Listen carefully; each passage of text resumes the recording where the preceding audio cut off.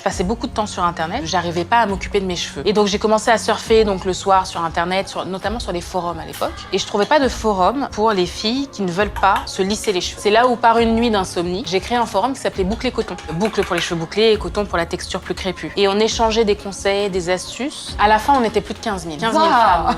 Ouais, d'accord. Ah, C'est énorme. alors, on faisait des essais dans notre cuisine, du genre les masques avec un avocat, un œuf. Et puis, au fur et à mesure du temps, tu apprends à faire des émulsions où tu vas utiliser des beurres végétaux, des huiles. Tu fais ça dans ta cuisine? Ouais, je me suis mis à faire beaucoup de produits. Et à la fin, j'en avais partout. Et donc, au début, tu donnes aux collègues, après, tu donnes aux copines. Comme j'arrêtais pas de fabriquer, bah, au bout d'un moment, tu te dis, mais Je vais les vendre.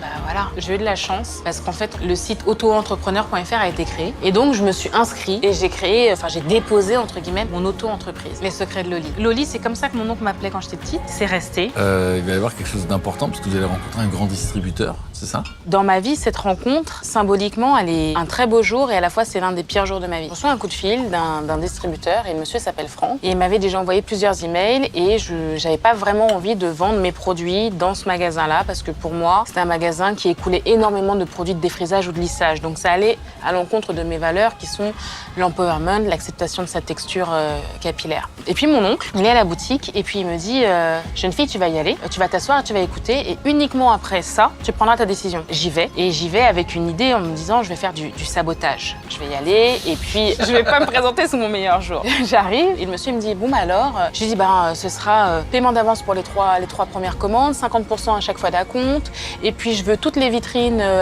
sur une campagne d'affichage des 14 magasins. Enfin, je me dis, plus j'en rajoute. Et lui, il me dit, oui, quoi d'autre? En fait, et je savais plus quoi demander. Et quand je sors de ce magasin, je cherche à appeler mon oncle et il répond pas. Je dis, bon, c'est pas grave, je vais aller le voir un peu plus tard. Donc j'y retourne le lendemain en pleine journée. Je sonne, ça répond pas. Donc je monte. Et puis je sais pas pourquoi, je mets la main sur la poignée. La porte, en fait, était ouverte et il était mort. Ouais, Ton oncle Marc? Ouais. En fait, je venais lui annoncer, ouais, t'avais raison, en fait. Et finalement, le dernier conseil qu'il m'a donné est un conseil qui a changé ma vie parce qu'en fait, c'est là où j'ai rencontré Franck, qui plus tard sera le directeur général de ma boîte et qui m'aidera à emmener ma boîte jusqu'en 2024 où on a fait le chemin ensemble après. Et c'est pour ça que mon fils s'appelle Marco parce que, voilà.